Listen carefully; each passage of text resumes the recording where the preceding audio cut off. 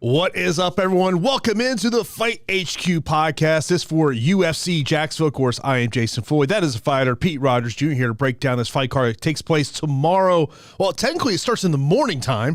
First fight, it was supposed to be 11:30. I'm guessing it's probably going to get moved to noon. Main card, 3 o'clock there on ABC. So you got to make sure you get up bright and early tomorrow. Make sure your lineups are all set. We're going to break this one down for you. We'll break down all the fights. Of course, we do have our contest over there on DraftKings, so you can sign up there. It's right in the description below.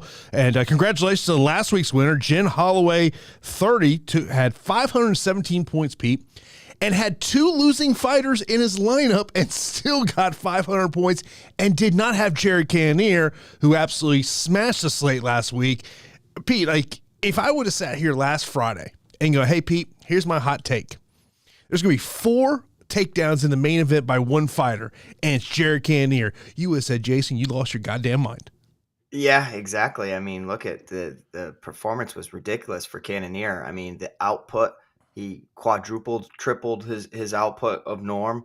He said that he wanted to change that because in the past he was a little gun shy, and he went out there and volume and effectiveness were just like met Vettori's face for 25 straight minutes. And, it looked good early for Vettori, but man, oh man, that was a significant letdown performance for Vettori, but also a massive, just achievement for Jared Cannonier and proving that he's one of the best fighters within the division for sure. I love what Jared Cannonier said to the media after his fight was over, because they brought up the potential of fighting Khamzat Chimaev, and he's like, is that getting me to a title shot? I was like, I love it.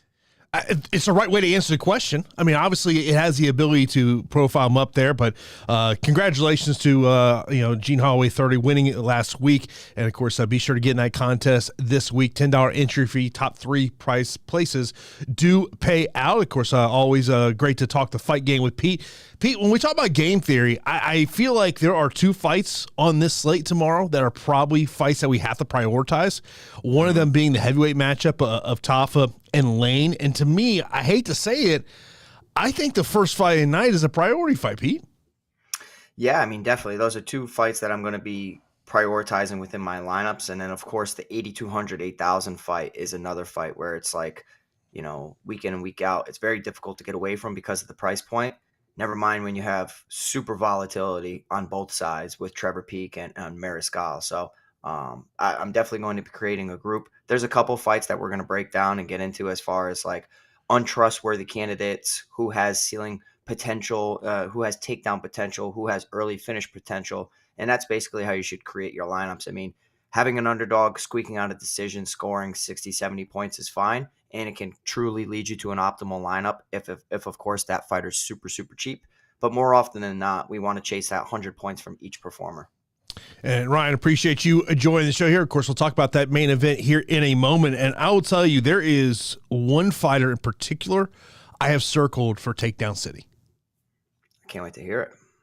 I don't think it's going to come as a huge surprise. I don't think it comes as a huge surprise for you, but we'll get into that. But let's get right into our main event. Ilia Topuria taking on Josh Emmett. Ilia Topuria, a sizable betting favorite in this one, minus 340, plus 270 for Josh Emmett. Topuria, 9,500 on DK, $23 on FanDuel.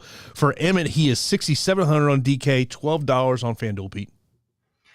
Yeah, I mean, it's a hell of a fight. I really like the fight. I love the potential for both guys to go out there and look good. Ilia Topuria has really broken onto the scene. Regionally, I was excited when he, made that step into the octagon and fought against, at that time, a tough out in Yusuf Salal, put together a nice performance, 78-point performance. Really relied on his takedowns in there to secure a safe victory. Went 5 of 9 in the takedown department. And then following that, we've seen him go on an absolute finishing tear with finishes over Damon Jackson, Ryan Hall, Jai Herbert, and most recently Bryce Mitchell. And the Mitchell one is quite interesting because it was via submission. And we know Bryce Mitchell is just a fantastic grappler and wrestler in his own right. But we know that Ilia Topuria has that Brazilian Jiu-Jitsu black belt in his back pocket that he can, put on display whenever he needs to rely on that. Outside of that, not many people are going to want to strike with this gentleman. I do think that Josh Emmett's going to be okay with striking with him. The issue is that Josh Emmett, in the past was a solid wrestler, and used his wrestling to keep the fight on the feet, or if he got in trouble, started to mix in takedowns. He has gone to the takedown well in his own right. Against Scott Holtzman, he went 8 of 12 in the takedown department. That was back in 2016, so we're talking some time ago. But since then, he's fallen in love with the power in his hands. And how can you blame him? He has some of the most electrifying power within the featherweight division, whereas Ilia Topuria, at the moment is still somewhat unproven. I like him a lot. I have him circled. I think that championship aspirations are clearly ahead, or at least contending for the title. I'm going to side with Ilia Topuria here at 9,500. I don't hate the dog shot of Josh Emmett. He's able to go out there and just be tough enough to possibly go 5 rounds. But when you lose to Yair Rodriguez via submission after absorbing so many strikes, I can understand the line movement and just where the odds are at currently for Ilia Topuria being almost a 4-1 favorite. It makes sense. I like Topuria to win inside the distance here at 9,500. I think he's a strong target for DraftKings. And I'm going to prioritize this fight just because I love it.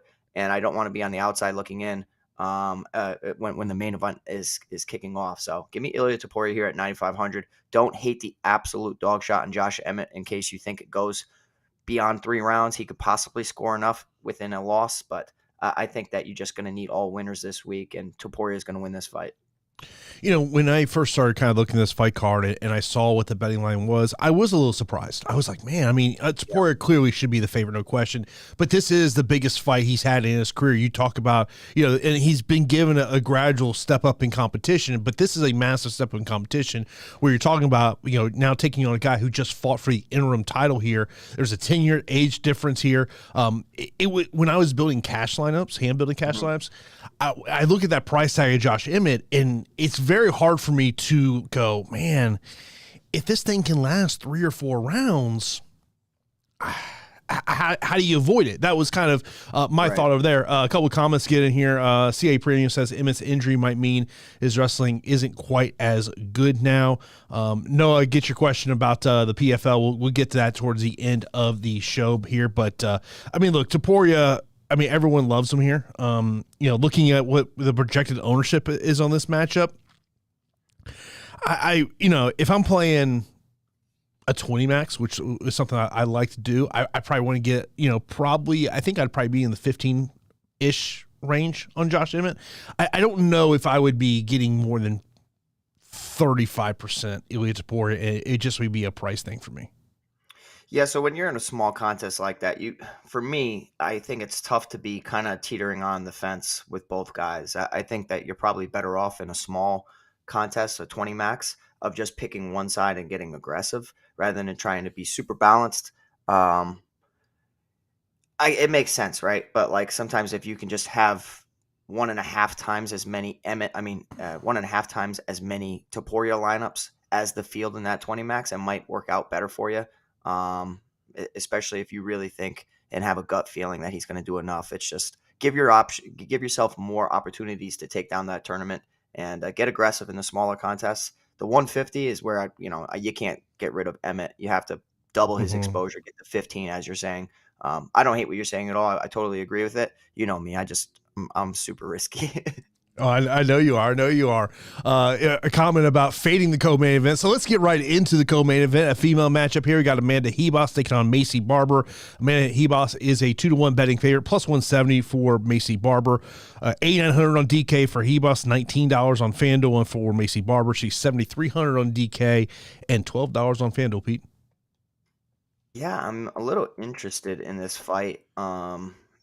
It's crazy. Amanda Ribas really performs like surprisingly well DFS wise. Most recently picking up the win over Araujo, scoring 115.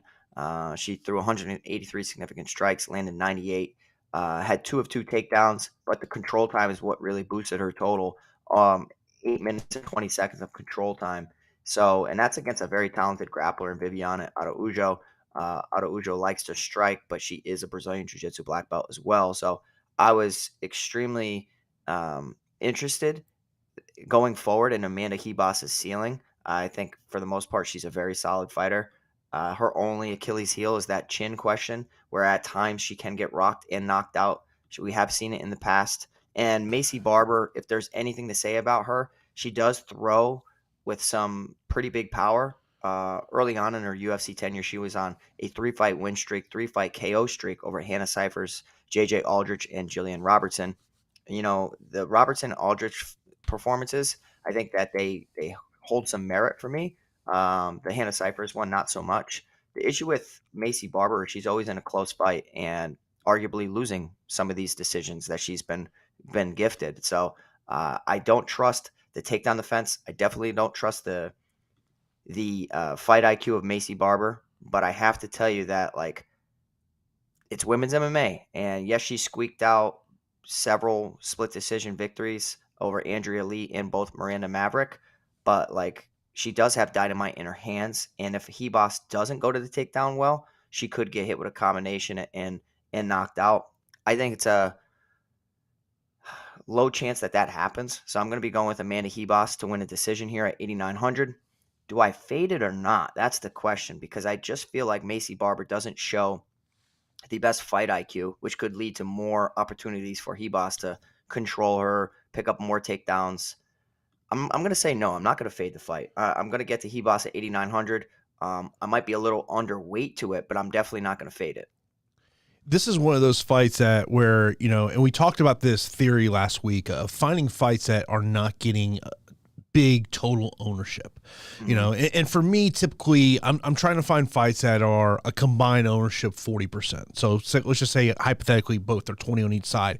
That to me is where, when you're playing in these bigger fields, that's where you got to look at some of these fights that are not getting a lot of ownership and say, you know what, okay, this is a way to get me leverage, but I also look at this fight and I think it's probably going 15 minutes. And, I like Amanda Ribas to win this matchup, but it's like, okay, at 8,900 on DK, what's the path to her getting 100 points? And I just feel like I'm going to transition to other fighters, even though I do think there is a leverage spot here on this fight. Yeah, 100%. And, kind of touching on last week, Jason hit the nail on the head talking about certain fights that were going under-owned. Modestas Bukauskas and Zach Pauga was one of them to kick off the fight card. And Zach Pauga got robbed. Like, Pauga won that fight, in my opinion. And, like... Bro. It was at his price point, like, I had so much Pauga that it would have made the landscape of the slate so different. But Pauga, still, it was just a decision. But even just a decision can be enough, especially at that bottom of the barrel 7,000 price tag when you have low ownership. So, you could do worse than a 7,300 Maycee Barber. Bro, last week, you talk about a frustrating start to that fight card.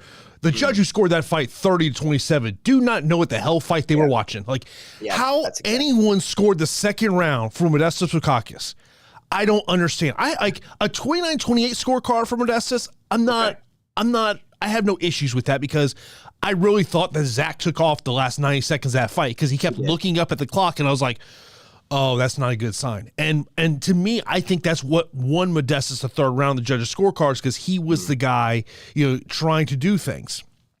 Then you had the Keith Peterson situation where Ronnie Lawrence does not tap, very clearly does not tap. And in my hand builds, Argueta was a huge part of me. So I was like, at that point, I'm like, F this card. I forgot that happened. Yeah, I mean, that was a weird situation, right? Like, he's trying to do the right thing, make sure the guy's not unconscious, pulls the arm, which results in the tap. It didn't look good for Ronnie Lawrence, and his hand was raised like he was going to tap. Argueta was destroying him, but it's still an MMA fight. Anything can happen. But Peterson knew he screwed up, and I think Peterson, has made some bad decisions, as every referee has. But at least he was able to own up to it, and they got it right. Unfortunately, it being a no contest. But last week was strange. But with all that being said, make sure that you guys are targeting some of these under-owned fights, because anything can happen. Last week's slate is a perfect example of that, where certain weird things happen, and now you have all this ownership just completely ruining the slate. And if you pivoted away from it, you're going to set yourself up extremely well. Mentioned a question that's related to the main event and co-main event from Ryan. He says, for single entry on DraftKings, would you prioritize the main or co-main? Field size is 1,200. I don't think it'd be at the top of my priority list. I just think there's other fights I would prioritize much more than before I decide whether I put a main event or co-main event firing, but it is, I think if I was going to prioritize either main event or co-main event, it would be the main event. So I view things two different ways, and I have to start leaning back on confident plays because last week, right, like the free square, in my opinion, and everybody's opinion, was Arman Tsarukyan. I didn't think he looked good. I didn't think he looked good at all. But with him in your mind being one of the most confident plays out there, sometimes just take the points and move on. And like, where does your confidence lie with some of these other fighters? My confidence with Ilia Topuria is pretty high, so I'm going to prioritize the main event that he's going to do well. Could other fighters outscore him all day long, right? But like, it's kind of difficult to predict those things. Whereas I would much rather lie with confident plays and volatile fights is one thing when using a crunching device. That's great when you can really just pick the groups and all of that. But if you're just in a small field, pick confident plays. If you like Topuria, back him. I like Topuria. Yeah, no, I get you there. Now, the next fight to me is a fight you have to prioritize, and, well, you're probably not going to feel great about it because this is the lower end of the UFC heavyweight division of Justin Tafa and Austen Lane. Justin Tafa, a minus 175 betting favorite, plus 150 for Austen Lane. Of course, Austen Lane from Jacksonville, play in the NFL, does radio there in Jacksonville. Tafa, $8,800 on DK, $17 on FanDuel. Austen Lane on the other side, he is $7,400 on DK and $14 on FanDuel, Pete. Oh, man.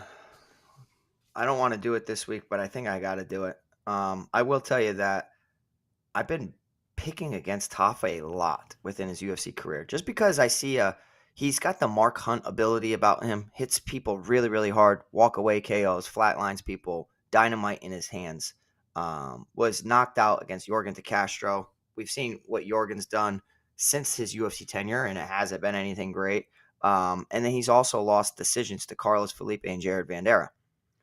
Two fighters that, like, Felipe's okay. Felipe has some hands, but Jared Vanderaa is a bad look. And he got walked down and marched down and just out-volumed the entire time. And his power was nothing in that fight. But he came back and put together strong performances over Harry Hunsucker and Parker Porter, first-round knockouts. He's always live for a first-round KO. But it's a low-volume first-round KO. Unless he picks up multiple knockdowns, you're going to have that one shot that ends it. It's not going to be a high-volume, high-scoring Justin Tafa. So if he's priced low, 8,000 pick'em range, I could see why he's a priority. Up here towards 9,000, he can still score well, 100 plus, probably not more than 110 unless it's a quick win bonus. But I just think that his ceiling's somewhat capped just because of his low volume. And he waits for the perfect counter shot, or he'll go out there and just try to find that one missile left hand. I'm going to be different here today, Jason. I am. I've picked against Justin Tafa in the past. He's ruined a lot of things for me. I think the best way to pick this fight is probably just going the under. That's not telling you guys much. But it's low-level heavyweights. I still consider Justin Tafa a low-level heavyweight. I don't like how Austen Lane has been knocked out multiple times. Getting knocked out to Greg Hardy's not a good look. But at a point, Greg Hardy is athletic. And if Austen Lane can make this a little bit ugly against the cage, possibly work in some takedowns, it is heavyweight. It doesn't take much if you get somebody down, but getting that first, go for a single leg. Make Justin Tafa work on his balance. Trying to just shoot for a double is probably not going to happen against a strong Justin Tafa. Or just land your own strikes while Tafa throws super, super wide. So I'm going to just side with the volatility here. I'm going to prioritize the fight. Justin Tafa is a solid pick. But if you're really making me pick a guy with zero ownership, I'm going to go with Austen Lane here. Austen Lane to pull off the upset in his hometown. 7,400, Austen Lane. I mean, the one thing to look at is Austen Lane does have a 6-inch reach advantage in this one. I'll say this, when you look at kind of the strength of competition for Austen Lane, it's a little concerning to me in terms of some of the guys that he fought. So, to me, I like Justin Tafa in this spot. I'm not I'm not on an Austen Lane kick here. I mean, I would say this. There's 3 plays over at Price Picks that I like this week, and I like the under 4.5 fight time minutes on this matchup. I don't think this thing gets out of the first round. This fight's on the main card because Lane is a resident of Jacksonville, and the other is I think they know that this fight's not going to go very long. And but it's one of those things, and we probably talk about this more weeks than not, is that there are fights you're going to have to prioritize, but you don't feel good about it. And this is just one of those fights for me. Yeah, agreed. And I have to tell you, if we had other underdogs that I felt confident in, like if I had a ton of confident underdogs, I'm probably not picking Lane here. But like, there's a lot of fighters that I could see paths to victory, but I'm not confident enough to pick them. So why not just go back to my thinking of, what weight classes are untrustworthy, in my opinion? Where is their athleticism? Where do we see, upsets more often? And it's pointing me to Austen Lane in the heavyweight division. So on a normal card, I'm probably not picking them. But, given the landscape of this slate, I'm going to go Austen Lane to pull off the upset. Yeah, to me, I'll be on the other side of it, but don't feel good. Don't feel good about picking either one of these guys. And of course, I give Pete some kudos last week for his Nicholas Dalby call. Good call on that one. That was a nice one there for you. Imagine if I just blocked him in. Like he didn't score the best, but like when you had all that other weird stuff happen between Lawrence and Argueta and just a strange card that it was.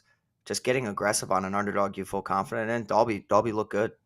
Yeah, no doubt about it. Next up, we got a matchup between Gabriel Santos and David Onama. Gabriel Santos a minus 230 betting favorite, plus 194 Onama. Santos is $9,200 on DK, $21 on FanDuel. Onama $7,000 on DK, and $9 on FanDuel. And Pete, this is my Takedown City fight of the week. Okay, I like it. And are you siding with Gabriel Santos? Yes. Okay. Because I tell you what, this is where reading the card, not watching film, I'm like, they got Onama as an underdog. Man, I'm interested.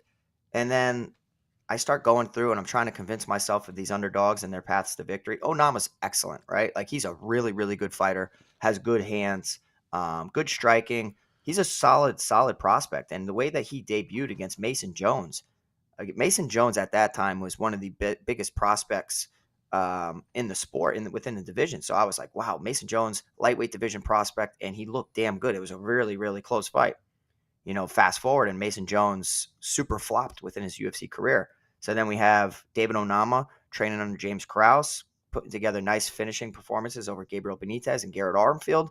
And then you have, the issue with Krause and Glory MMA, and that now losing a fight to Nate Landwehr where he looked good early, almost looked like he had him out of there. But the one Achilles heel that David Onama has is his cardio. It seems like it kind of drops off a cliff, and he will defend some takedowns, but he will get taken down. He'll work back to his feet. What that can do is it can really boost the totals of his opponents. Gabriel Santos is fantastic. Debuting against Lerone Murphy on short notice is very difficult, and he arguably won that fight. Attempted 11 takedowns. Landed 5 of them, had 4 minutes of control time. His striking's aggressive. He bites down on the mouthpiece. He gets in your face. This guy is a prospect to watch. Now, you can make a case for David Onama to spoil the return fight of Gabriel Santos here. You definitely can. He's 2-2 in the UFC, fought some levels of competition, acclimated to the UFC, fought Nate Landwehr. Nate Landwehr just dropped the decision to Dan Ige, and it was very, very decisive. I really think that I was compelled because of the line, but now after looking at the fight film and everything going forward, I think that we're going to see an even better Gabriel Santos, who looks to be in fantastic shape. And I'm with you when it comes to Takedown City. That's the way to beat David Onama. Don't just stand and strike. You can mix it in, but tax that gas tank, and then I think you can get him out of there. Gabriel Santos, strong 9,000 play at 9,200. David Onama, don't hate it because of his early round skills. But in a 15-minute fight, I'm going to be going Gabriel Santos. Yeah, and I think that he could just smash takedowns. And to note on David Onama, now training at Factory X, when you look at kind of what's happened with all these Glory MMA fitness fighters. You know, they've a lot of them have kind of gone to the same type of places. Factory X has been one of those places. The Lab has been another place that they've gone to. And if you've not seen, Grant Dawson did an interview with MMA Junkie where basically he said, he goes, if there were cameras around Glory, you could have been a great reality show, which Oh boy. people know. I think people know. I think people know why people are saying that. Damn, Dawson. Yeah, that is funny. But yeah, I'm with you, man. Like I like Factory X. David Onama, I think that he's very skilled. That's why he's a solid underdog to target. Initially, my read was this is Onama, and then I watched film and I realized no, it's going to be Gabriel Santos to win a very decisive victory here. Yeah, and Gabriel Santos' takedown prop over on Prize Picks is 3. I like them more. It's clearly a more play to me. It's just not one of my more favorite plays over there this week. You know, and for people who want to play over Prize Picks, the thing that I recommend is I know going after these 5 legs is, you know, where that money's at, but sometimes only doing a 2 or 3 legger is where really you can make a profit over on Prize Picks, because especially in MMA, hitting 5 props in MMA is just not an easy thing to do. Next up, we got a matchup between Brendan Allen and Bruno Silva. Brendan Allen is a 2-1 betting favorite, plus 170 for Bruno Silva. Allen, $9,100 on DK, $18 on FanDuel. Bruno Silva, $7,100 on DK and $14 on FanDuel, Pete. Yeah, let me tell you that this is an interesting fight. Brendan Allen, I love his price tag at 9,100. I love what he brings to the table in this matchup. If he fights a true MMA fight, if he goes out there and kickboxes against Bruno Silva, I think he can, you know, pick apart Silva. But I just don't trust the durability of Brendan Allen nor the fight IQ at times. Makes some poor decisions and ends up getting hurt on the feet. This is the exact fighter that Brendan Allen loses to. And it's a guy that possesses very strong power. Chris Curtis did so. Sean Strickland did so. But like as far as technically, he's clearly the better fighter than Bruno Silva. Bruno Silva is a takedown liability. Brendan Allen should be able to smash and take him down however he wants. I like Brendan Allen here at 9,100. I think that he's really hitting his stride. 4-fight win streak, Sam Alvey, Jacob Malkoun, who I'm high on, and that was a very close fight. Christoph Jotko and Andre Muniz. Submitting Muniz and Jotko back-to-back is super impressive of what his ground game is. And the way I love his style is because he incorporates ground and pound to set up submissions or submissions to set up better positions. And I really, really like Brendan Allen's game at 9,100. I think that Bruno Silva's, you know, liable to get taken down a handful of times, submitted or finished as the fight goes on. Silva looks to be in good shape. As far as the fight being on the feet, I think Bruno Silva has that dynamite in his hands, so you can't count him out. Against Andrew Sanchez, he was taken down and was just ragdolled at times, and then in the 3rd round, he was able to pull from the jaws of defeat and just you know, land a nice combination and get him out of there.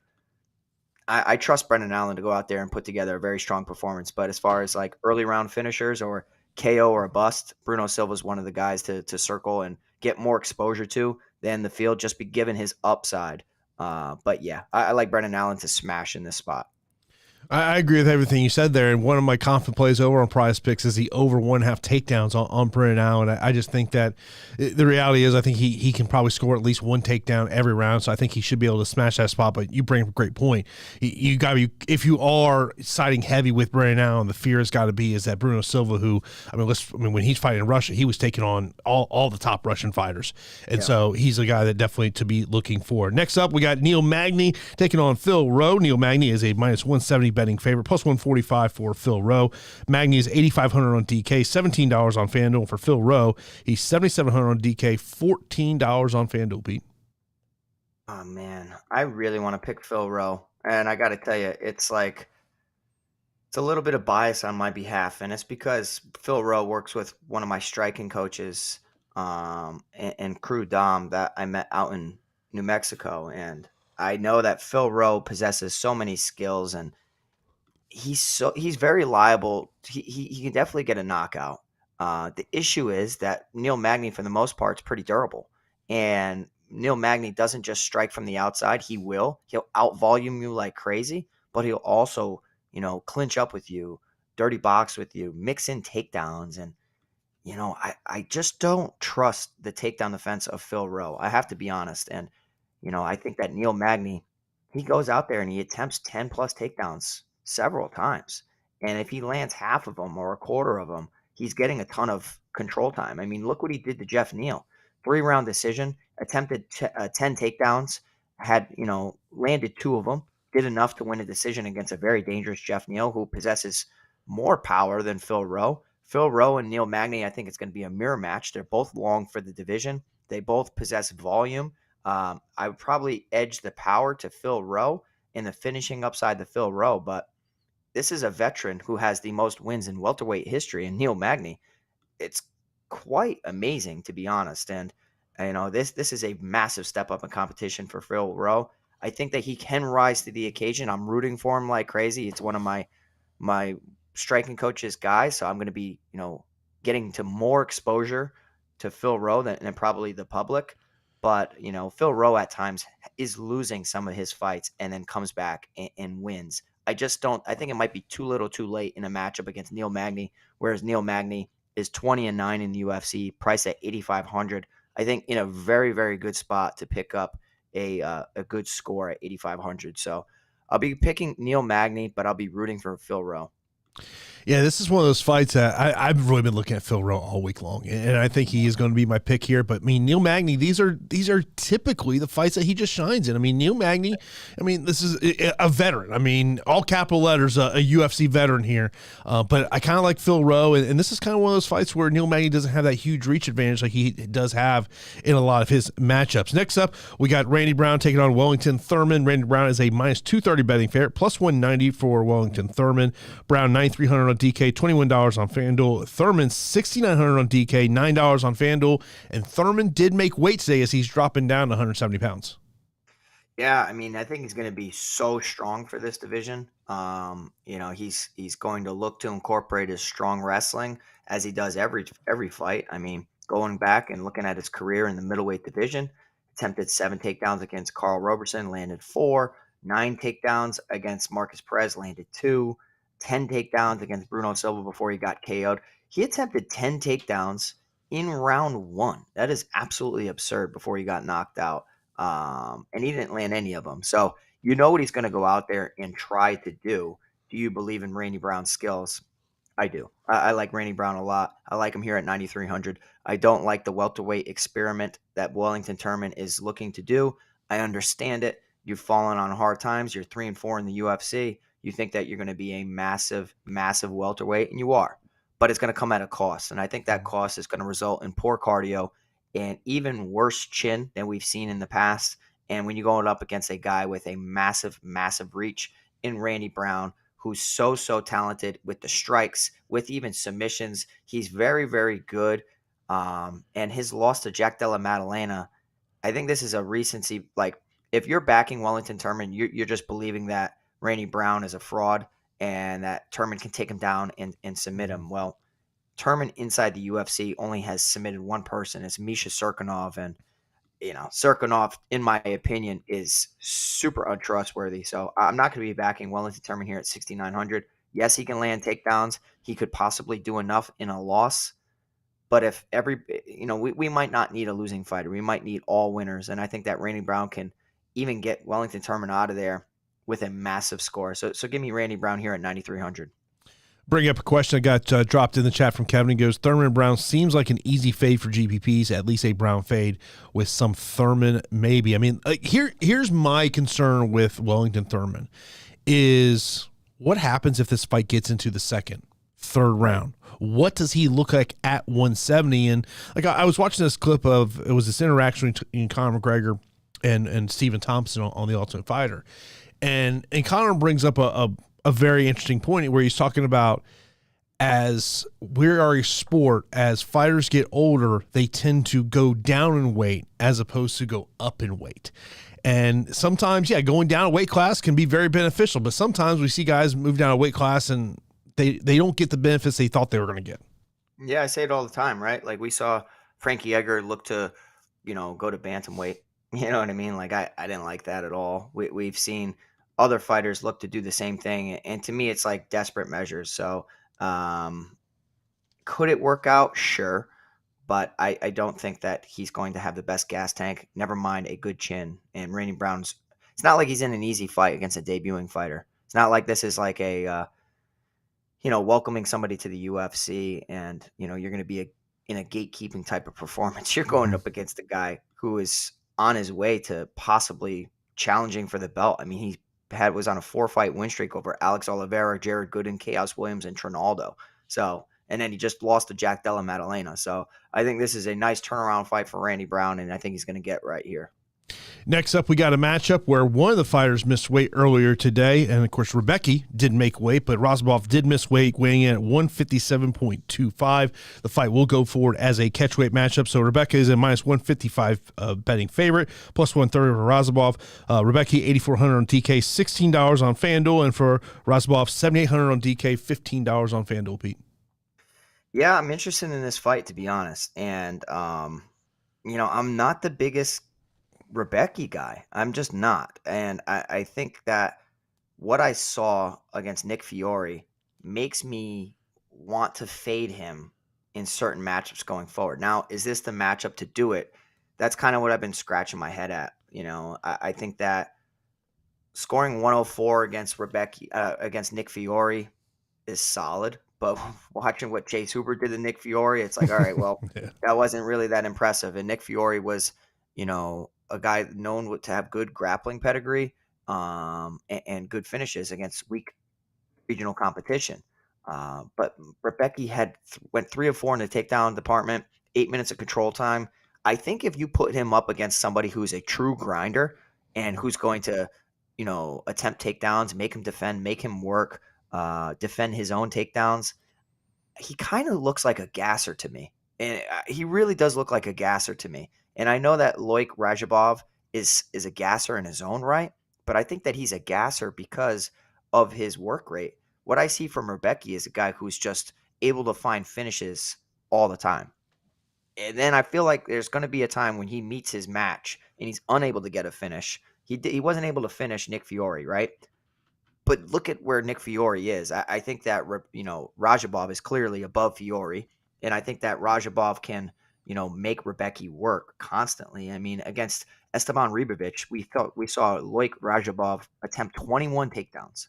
21 is absurd. He landed 11 of them, had almost 8 minutes of control time, but that work rate can really tax somebody. And I don't know. I'm going to be different than everybody this week. I'm going to be going with Loik Radzhabov here. I think that Radzhabov is a strong takedown candidate, and his previous box score is going to make him popular.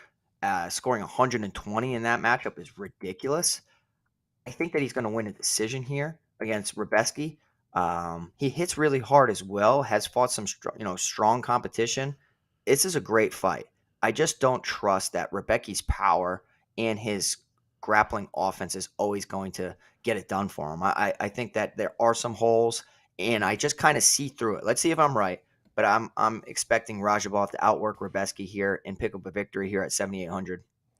It's always a concern for me when a fighter misses weight. And I mean, it was not a huge weight miss. We're talking about, 1.25 pounds here, but it's one of those things that you always wonder is, well, what was the cause to not being able to make weight? Was there, it could have been a miscalculation on terms of the weight cut, and it just got to a point where they couldn't cut any more weight, or did a coach say, look, you're not going to make 156, so let's just weigh in this and see what happens? Those are always, to me, the question marks with that one. Next up, we got a female matchup of Gillian Robertson taking on Tabatha Ricci. Ricci is a minus 135 betting favorite. Robertson plus 115. Ricci, 8,300 on DK, $16 on FanDuel. And for Robertson, 7,900 on DK, $15 on FanDuel. And Pete, this is another fight that's a potential leverage opportunity. Yeah, I like this fight a lot. I really do like this fight. And, I think it's an interesting fight because we got two prolific grapplers in Tabatha Ricci and Gillian Robertson. Ricci more of a takedown artist, whereas Gillian Robertson more of a submission specialist. On the feet, I do favor Tabatha Ricci because I think that she's going to throw with more effectiveness, and she doesn't seem like a fish out of the water on the feet as much as Gillian Robertson does. Robertson is obviously developed and improved, but she strikes just enough to get the fight into her wheelhouse where she attempts takedowns, she attempts back takes. She's on back-to-back finishing performances over Maria Agapova and Piera Rodriguez. I think it's pretty clear, though, that you can beat Gillian Robertson with a sprawl and brawl type of approach, with dancing around, outpointing her, putting her on her back. If you can put Gillian Robertson on her back, she loves jiu-jitsu so much that she's going to be throwing up submission attempts constantly. But sometimes the time is ticking off the clock, and when you're on your back in an MMA fight, for the most part, you're losing, and you're losing minutes. I do favor the top position of Tabatha Ricci. I favor the takedown upside of Tabatha Ricci. I don't think that Gillian Robertson is going to knock her out. I can see Gillian Robertson getting in a good position on the ground and TKOing anybody because she has excellent ground and pound, especially now working with the Goat Shed MMA down there. I think this is a great fight. I'm going to target both sides. It is women's MMA. I can't wait to watch it, but I am going to be picking Tabatha Ricci to kind of, avoid the danger of Gillian Robertson, pick up a decision, and I think it's going to lead to a solid score at 8,300. In the 90s is what I would project, because of the skills of Gillian Robertson getting back to her feet. Could boost the totals of Tabatha Ricci. So anytime you got a fighter that's going to attempt 10-plus takedowns or have a solid amount of control time, you have my attention, and I'll be picking Tabatha Ricci here at 8,300, but get to both sides of this fight. Yeah, that was kind of my thought, was like, man, I want to get both sides, and I like the fact of low ownership on both sides. So to me, one of those fights you got to take a little bit of a deeper dive into. Next up, you got Zhumagulov taking on Van. Zhumagulov is a 2-1 betting favorite, plus 170 for Van. Zhumagulov, $9,000 on DK, $20 on FanDuel. For Van, $7,200 on DK, $11 on FanDuel. I'll give you a little story about Joshua Van. Interviewed him a couple years ago. I think it's the most popular interview I've that has trended well on Facebook for me. It's really. I want to say it got like 20,000 views on Facebook. Damn. Yeah, it was. He has an incredible fan base. But I know Zhumagulov is your guy here, and I feel like he's chasing. How many times can you retire and come out of retirement? Oh my God, he is definitely not my guy, but he's a guy that I've picked a lot, and he's made me look stupid a lot. Yeah, Zhumagulov, man, like, what the hell are you doing? You got to do something for me, because you're 1-5 in the UFC's flyweight division. You've debuted against Holly and Paiva, lost to Amir Albazi. Both of those fights, okay. Picked up a nice finish over Jerome Rivera, got knocked out against Manel Kopp, and then back-to-back split decision defeats to Jeff Molina and Charles Johnson. This guy has skills, but I don't know what it is. As the fight goes on, he's not like ever dominating a fight. Obviously, he knocked out, he hurt Jerome Rivera and then finished him, but like, he's never in a decisive performance. So, this could be the fate of the week at 9,000. It's a pretty big price tag, and you just see if history repeats itself and think that Joshua Van, who's talented, could possibly just do what everybody else is doing and beat Zhalgas Zhumagulov.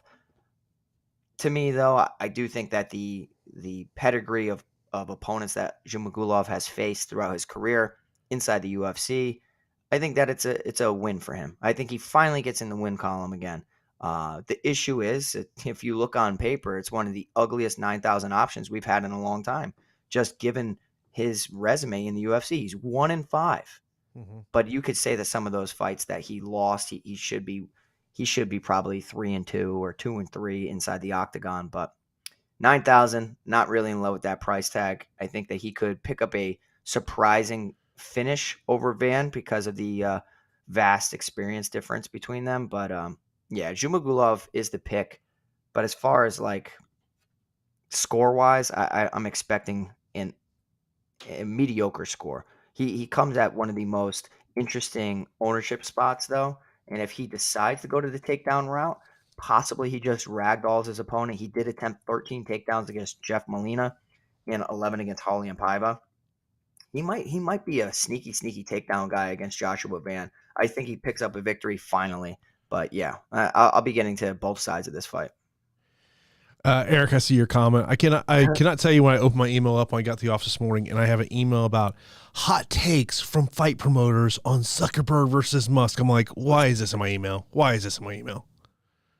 Yeah, I'll tell you what though. I mean, Zuckerberg should clearly be the favorite, and he actually trains and he trains jujitsu and drills MMA. But I'm not convinced that Elon Musk isn't a robot. So I mean, you got to take into account some robotic chips, and when you're determining these fight lines. So we'll have to see.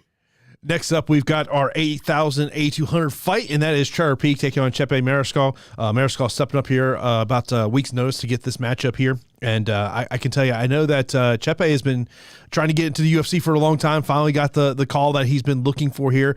Trevor Peek is the betting favorite, minus 120, plus 100 for Chepe. Peek A200 on DK, $16 on FanDuel. Chepe is 8,000 on DK, $15 on FanDuel. Pete, and I think I might give you a little surprise that you may not think here. I have 3 Prize Picks plays that I really like this week.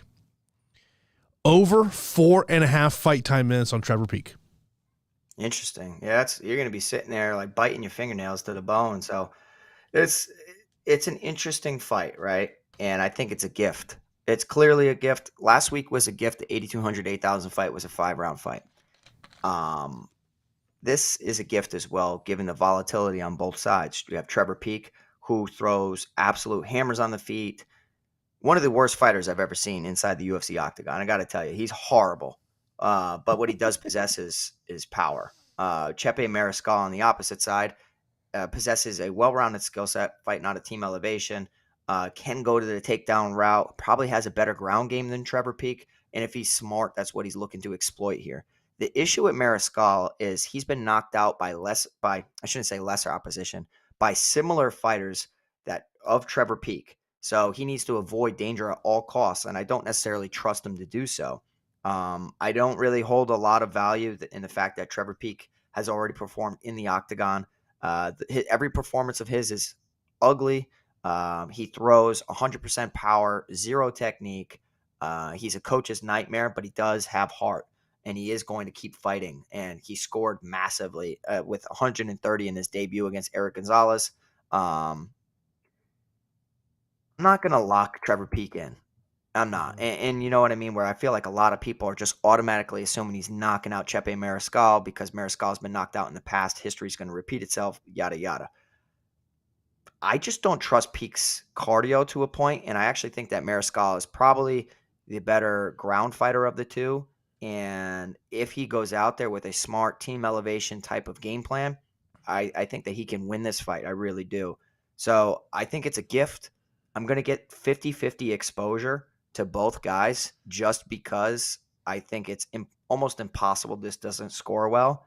One way or another, instead of having 100% Trevor Peek, this could be the spot where he lets everybody down. Just saying, because like he needs to go up against guys that are going to take him down, and then he's going to get exposed or knocked out in his own right. Is Mariscal the guy? I'm not convinced. I'm going to go 50-50 with it. I'll lean towards the guy with the grappling edge and Chepe Mariscal. 0 faith. Just target the fight and move on.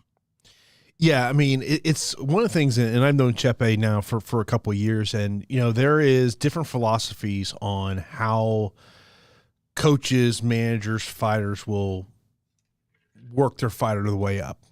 Chepe has been very much of the, I'm going to take on the toughest competition anytime, any place, anywhere. When you go and you look at the names that Chepe has fought, I mean, just look at who he's lost to in his career.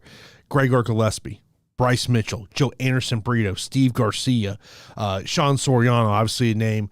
But and that to me has been always the thing about Chepe, and that's why it's kind of really taken him a little bit. But this is one of those guys that he wasn't trying to pad his record, you know, and we've seen that. I mean, you look at Bondar, you know, a guy that we had high praise on, but you know, you said, hey, look at the questionable strength of schedule. But Chepe is one of those guys, and yeah, it's a fight you have to target. And I expect it to be a highly owned matchup. Next up, we got Jamal Emmers taking on Jack Jenkins. Jamal Emmers is a minus 210 betting favorite, plus 175 for Jack Jenkins. Emmers $8,600 on DK, $19 on FanDuel. Jenkins is $7,600 on DK and $10 on FanDuel, Pete. Yeah, I'm interested in this fight. And the reason I'm interested in this fight is because Emmers had to cut his hair to make weight. And it's not like he had Daniel Strauss type of hair. You know what I mean? He had minimal hair. So it does seem like desperate. You know what I mean? Like whenever I see a guy unwilling to go back into the sauna and he's just like, all right, just shave my head, just do anything, you know what I mean? And it's like, yeah, I mean, we don't want to cut weight to begin with, and never mind have to go back and continue to cut weight. So it could be due to a miscalculation, whatever, what have you. I'm picking Jack Jenkins here. Now, I don't necessarily think that, this is going to be a ground fight. I think we're going to see both of them willing to engage on the feet. Jack Jenkins, in his Dana White Contender Series fight, you saw him lean on his takedowns, landed four against Don Shainis as well in a 15-minute decision, scored 97. The one difference here, I think it's close on the feet. I think Emmers probably has the better hands, but I'm going to be siding with a calf kicker all day long. Calf kickers, when they know how to calf kick well, they change the game. And one calf kick can just result in a fight-ending sequence. And Jack Jenkins has broken, I don't know how many legs of his opponents. I'm going to be leaning with 7,600 Jack Jenkins. I think that he knows he needs to defend takedowns here. It wasn't the best performance against Don Shainis, but Don Shainis does possess strong grappling.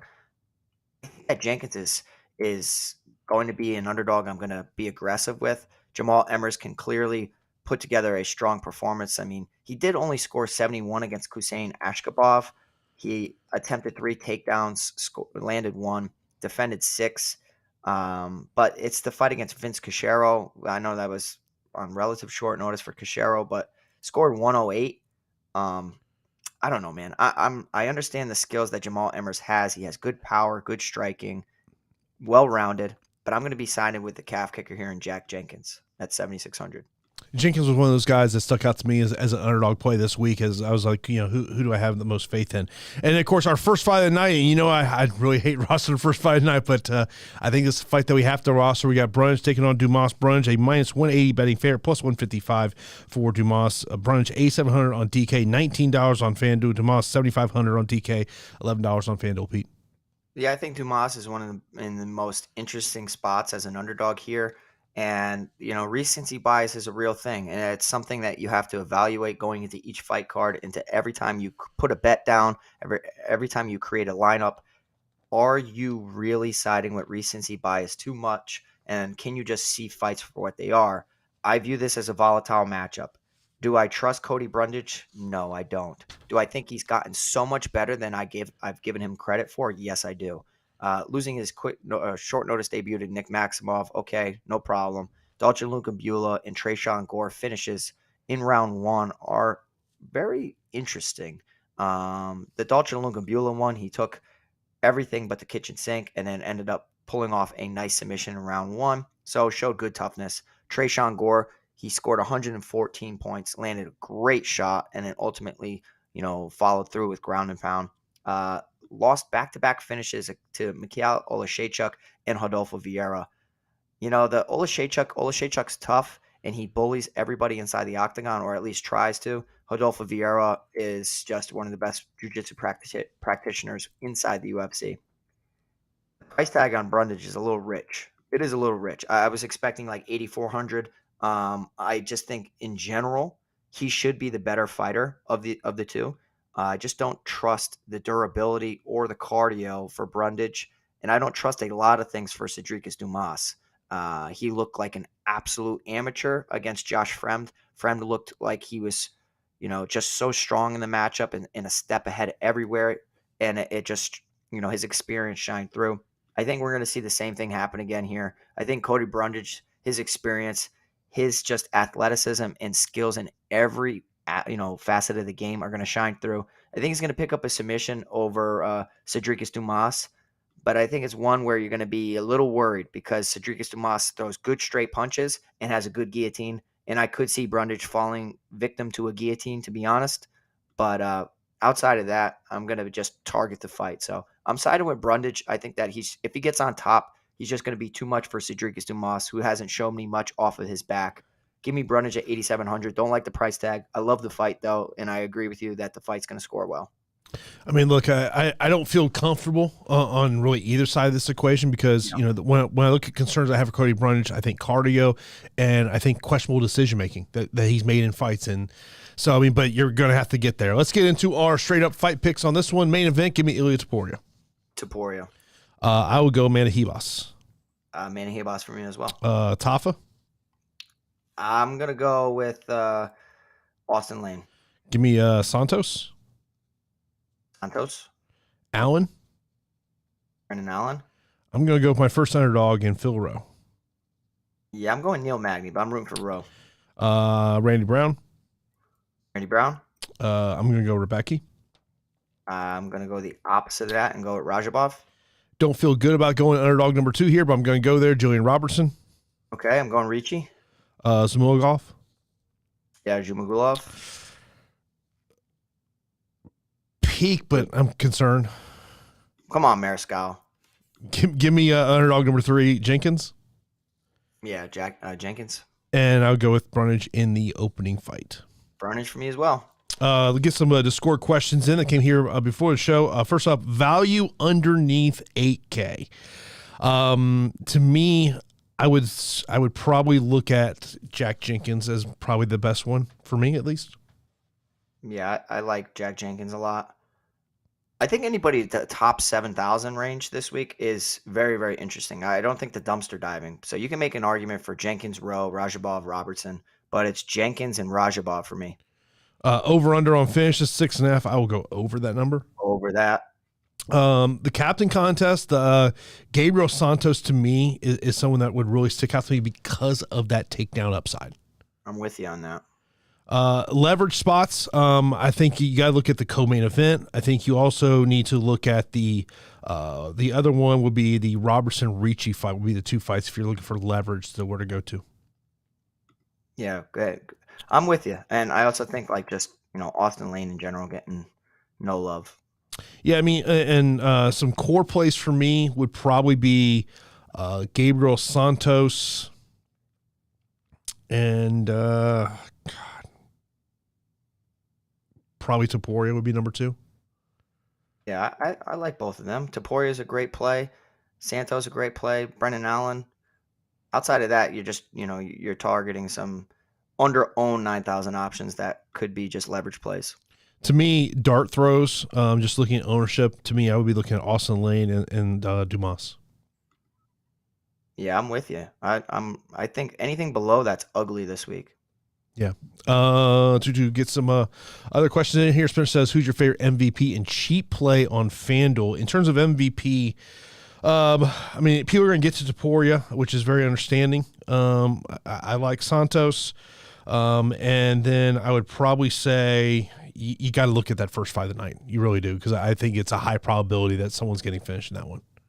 I'm with you. And just kind of, I meant to say this earlier, to a quick note on Mariscal. The reason I'm picking him is he has 2 victories over fighters that I think are pretty well-rounded, and Pat Sabatini and Youssef Zalal. So I'm like, you had to do something right in those matchups. Yeah, and a cheap play on FanDuel, I think you got to look at Dumas just because of the high upside there. Noah says, question for the show, best PFL parlay and best prop bet for the UFC. Best prop bet is, Noah, for the UFC, I'd be looking at that heavyweight matchup of Lane and Tafa of fight ends in round 1. Maybe just take the under 1.5 for one of the fighters to win there.